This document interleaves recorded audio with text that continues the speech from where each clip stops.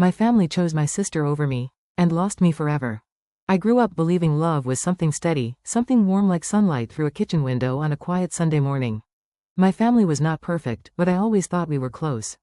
I thought loyalty was natural, something that simply existed between blood. I thought trust was the foundation of everything. I didn't know that trust could rot silently, like wood eaten from the inside until the moment it collapses in your hands. My name is Mila, and I was the older daughter. I learned early how to be responsible. My mother used to say I was the child who never needed to be asked twice. I did my homework, cleaned my room, listened, helped, stayed quiet when I was supposed to. My father appreciated me in a distant, subtle way. He would nod at me across the dinner table, a silent approval, as if I were a colleague instead of a child. It wasn't warm, but I took what I could get. Eliza was different. She came into the world like someone who expected it to bow for her. She was beautiful from the beginning, bright, loud, charming in a way that made adults smile and forgive everything. She broke dishes, rules, promises, routines, but no one ever stayed upset with her. If I was the stillness, she was the glittering chaos. And people love chaos more than stability, even when they pretend they don't. I never envied her, at least, not when we were young. I just accepted that she got more attention because she needed more of it. Or that's what I told myself. Maybe I was lying even then. School was my escape. I found peace and structure, in good grades, in the sense of progress I could measure. I built myself through achievements. Eliza drifted through life like a leaf in a breeze, carried by attention, beauty, excuses, and chances handed to her for no reason except that she was her. Our parents never said they loved her more. They didn't have to. It was woven into the air between us. When I met Aaron, everything shifted. He was quiet, thoughtful, steady in a way that reminded me of the version of love I believed in. We met in college and built something slow, patient, real. He listened when I spoke. He looked at me like he actually saw me. With him, I felt chosen, not because I was convenient, or responsible, or easy, but because I was wanted. For the first time in my life, I felt like I wasn't standing in someone else's shadow. When I introduced him to my family, they liked him instantly. My mother said he was good for me. My father approved again in that silent, dignified way. But Eliza, she looked at him too long. She had a way of staring that made everything feel like a game she was preparing to win. At the time, I brushed it off. I trusted her. I believed blood meant loyalty. I believed love protected itself. Years passed and Aaron proposed. It was gentle and sincere, nothing dramatic, just us sitting by the ocean at sunset. I remember crying, not the loud kind, just tears I couldn't stop. I had waited my whole life to feel like I was finally seen. We began planning the wedding. Dresses, invitations, flowers, guest lists, all the usual chaos. My mother took control, my father observed, Eliza drifted in and out of the process, not committed but always close enough to be noticed. She said she was happy for me. She smiled and laughed and hugged me. Her love felt real then. Or maybe I needed it to feel real. There is a moment every story has. A tiny beginning, a small shift, a detail you don't notice until it has already destroyed you. Mine was the night Eliza asked to borrow Aaron to help her carry something to her apartment. It sounded innocent. I didn't hesitate. I didn't worry. Why would I? They were gone longer than they should have been, but I didn't question it. When they returned, everything was normal. Ordinary, calm. I remember that most betrayal rarely arrives with noise. It arrives quietly, disguised as routine. I didn't find out for weeks. The truth didn't explode. It seeped. A change in tone. A look that lingered. A silence where laughter used to be. I told myself I was imagining it. I told myself I was tired from wedding planning. I told myself love can't collapse like that. But love doesn't collapse all at once. It erodes. When I learned what they had done, it was almost anticlimactic. There was no dramatic confrontation, no screaming, no chaos. Just my sister's eyes, wide and unashamed, and Aaron unable to look at me at all. I remember thinking my heart would break loudly. Instead, it broke like glass under a thick layer of fabric, quiet, final, irreversible. And the worst part, the part that still burns, is that when everything came out, my family did not comfort me. They did not stand beside me. They did not hold me or tell me I deserved better. They defended her. They protected her. They chose her. The golden child always gets chosen. And I, once again, was left to hold myself together, alone. I wish I could say I reacted with fury, that I screamed or shattered something against the wall or demanded explanations. But when betrayal cuts deep enough, it numbs everything. My mind went quiet in a way that felt almost unnatural. I remember standing there, feeling like I was watching someone else's life collapse. My hands were steady, my breathing was slow, and both of them stared at me, waiting for something explosive that never came. I think my calm frightened them more than rage ever could. My mother arrived shortly after, having already known. That was when the numbness cracked. The realization that everyone I trusted had participated in a silent lie undid something inside me. I kept waiting for someone to acknowledge what they did, to apologize, to reach out, to say my pain mattered. Instead, I became an inconvenience to them, a disruption to their harmony. The way they looked at me changed, subtly, painfully, like I was the one who had caused the chaos. In the days that followed, the house felt surreal. My father avoided eye contact. My mother kept moving through rooms with forced activity, straightening objects that didn't need straightening. And Eliza moved softly, as though guilt could be masked with gentle footsteps. Aaron didn't know where to place himself, drifting like a ghost in a home that no longer wanted him but also refused to let him go. There was a silent expectation hovering in the air that I would somehow accommodate the situation, try to understand, be reasonable, be the responsible one once again. The same expectation that had followed me my entire life. People like me are taught early how to carry burdens. We learn how to fold pain into silence. We learn how to survive by diminishing our needs. And sometimes that endurance becomes our prison. I left the house one morning without announcing it. I walked until my feet hurt, until my lungs burned from the cold. I sat on a park bench and tried to understand where everything had gone wrong. I traced the memories backward, looking for signs I had missed. The way Eliza had always taken things just because she could. The way my parents protected her from consequences to maintain the illusion of harmony. The way Aaron had begun to look at her with a kind of familiarity he should never have allowed. I saw it all then, not as isolated incidents, but as a pattern that had been forming long before I ever realized. Families build their own mathematics of affection. Some people are given more, some less, and the ones who receive less learn to be quiet about it because they are expected to understand. When I returned home, everyone was gathered in the living room. The air was thick with tension, but also with something worse, expectation. The expectation that I would be the one to step aside, to yield, to swallow my pain for the sake of unity. I could see it in their eyes before anyone spoke. The assumption that I was strong enough to lose without breaking. The belief that because I had always been the one who held myself together, they didn't need to hold me. Strength becomes a curse when people start to rely on it to justify hurting you. I didn't argue. I didn't plead. I didn't ask for explanations that would only be dressed in excuses. I simply told them I was leaving. I remember the shift in the room. Not shock, not devastation, but discomfort. The kind of discomfort people feel when a truth is spoken that forces them to confront themselves. Eliza looked uncertain, not because she regretted anything, but because she wasn't used to being faced with consequences. Aaron looked as though he wanted to reach for me, to say something heavy with guilt, but guilt is not love, and love does not betray. I packed slowly, not because I couldn't move faster, but because every object I touched carried a memory I needed to let go of. The sweater Aaron gave me on our first anniversary. The childhood photograph of Eliza and me where I held her hand tightly and she smiled as though she owned the world. Even the ring he had placed on my finger during the proposal felt unreal in my palm. It was just metal now, just a symbol of something that had died long before I knew it was dead. Leaving home was not dramatic. It was quiet, a door closing softly behind me, a final exhale of a life that was no longer mine. I expected to feel empty. Instead, I felt a strange clarity. Painful, sharp, but real. A kind of awakening. I moved into a small apartment across town. It was the first place I had ever lived that belonged solely to me. The walls were bare, the air unfamiliar, the silence heavy. The nights were the hardest. Betrayal does not scream during the day. It waits for darkness. It whispers. It sinks its teeth into the moments when distraction fades.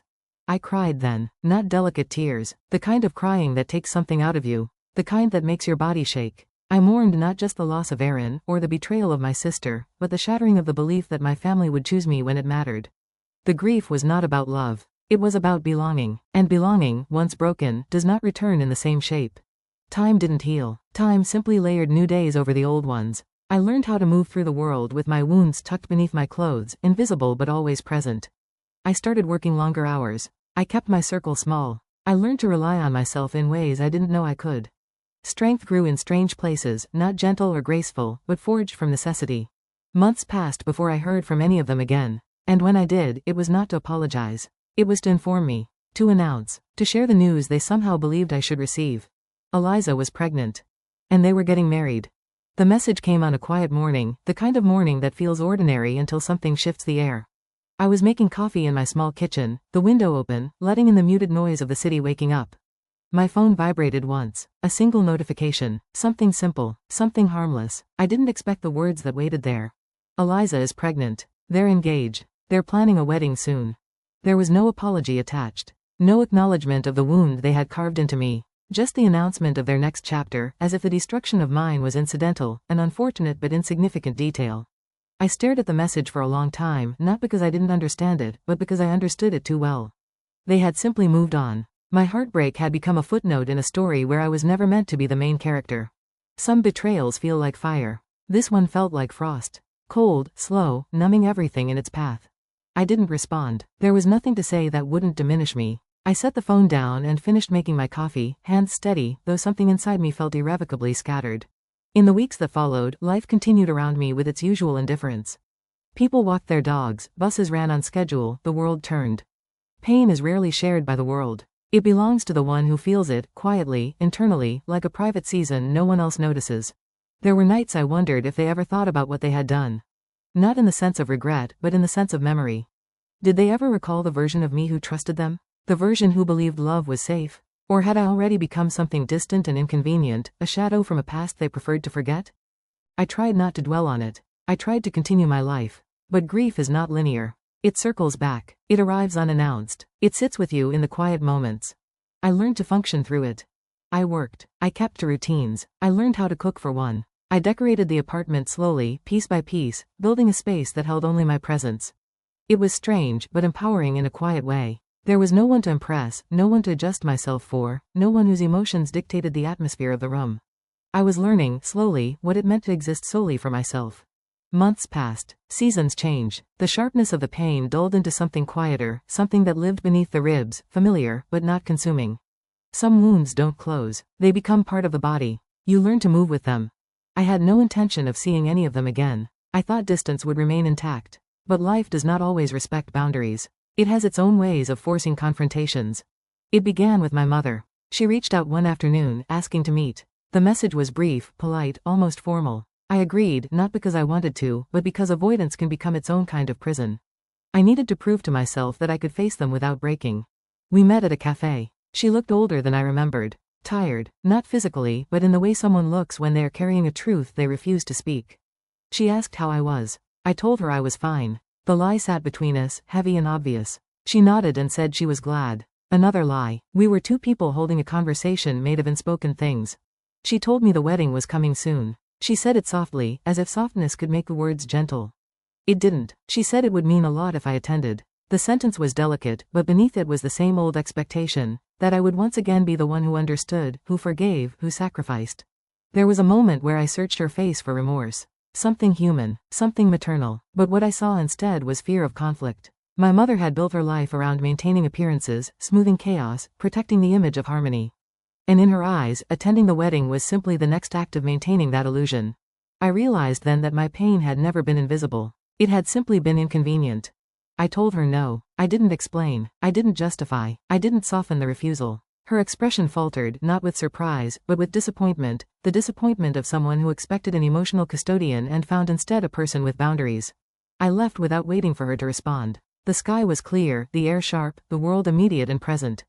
I felt something shift in me. A quiet liberation. Saying no is not always loud. Sometimes it is the gentlest reclamation of self. The months that followed passed without contact. And then the wedding came. I did not attend.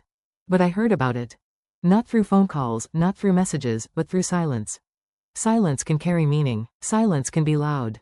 The golden child had been celebrated. The betrayal had been rewritten into a love story. And I was erased from their narrative. Yet something unexpected happened in that erasure. I began to rebuild myself. Not the version shaped by responsibility and quiet endurance. But a new self, formed not in reaction to others, but in loyalty to myself. And that was the beginning of who I would become. Life does not announce when a new chapter begins. It doesn't arrive with clarity or ceremony. It unfolds slowly, almost imperceptibly, until one day you look back and realize you are no longer the person you once were. That realization came to me gradually, through small, quiet acts of living. I focused on work. I took on projects that challenged me, stayed late because the silence of the office was easier than the silence of my apartment. I learned the taste of independence, sometimes bitter, sometimes warm. I began to understand that self-respect grows not from being loved, but from refusing to be diminished. I met new people, not as replacements, not as distractions, but as witnesses to the version of myself I was becoming. I didn't tell them my past. I didn't share the story of betrayal. I simply existed beside them, letting the present build itself without the weight of memory. It felt unfamiliar, but necessary. Healing is not a dramatic act. It is a quiet commitment made repeatedly, especially on the days when the past calls you back. I changed small things first. My hair, the way I organized my home, the music I listened to in the evenings. Grief had rearranged my internal architecture, so I rearranged the external world to match. There was something powerful in that. Not erasing the past, but reclaiming space it once occupied. Over time, the pain stopped being a wound and became a scar. Something permanent, yes, but no longer raw. I could touch it without flinching. I could think about them without crumbling. Some losses do not destroy you. They transform you into someone who understands their own worth because they have seen what happens when it is betrayed. The city began to feel different. Not larger, but more navigable. I noticed the way the sunlight settled on buildings in the late afternoon. I learned the rhythm of the streets at night. I discovered a small bookstore on a quiet corner that became a refuge, a place where my mind could breathe. I found comfort in solitude, not as isolation, but as sovereignty. Years passed. Not quickly, not dramatically, but steadily, like a tide reshaping a shoreline grain by grain. I did not measure time by their lives anymore. I measured it by my own growth, my own choices, my own quiet victories. Then, one winter, my father reached out. Not with excuses, not with explanations, just a message asking if we could talk. There was no urgency in it, no emotional force, only a simple request. And for the first time in a long time, I felt ready to meet the past without being pulled back into it. We met in a park near my apartment. The air was cold enough that our breath hung in front of us. He looked older, not just in face, but in posture. Time had softened him, or perhaps guilt had. We walked without speaking at first. It felt easier that way. When he finally spoke, his words were not apologies, but acknowledgments. He said he knew what they had done to me. He said the family had fractured since, in ways no one expected. He said Eliza and Aaron were together, but not happy. He said my mother avoided talking about me because the truth was too heavy. He said my absence had not been silence, it had been a mirror. People rarely confront their mistakes until they are forced to live inside them. There was no satisfaction in hearing that their happiness had not lasted. I did not need them to suffer. I only needed the truth to be recognized. And in that moment, it finally was. We sat on a bench. The cold pressed into my hands. My father looked at me not as the responsible daughter, not as the quiet shadow, but as a person he finally understood he might lose forever. And in that recognition, something shifted. Not forgiveness, not yet, but clarity. Sometimes closure is not a conversation. Sometimes closure is simply being seen.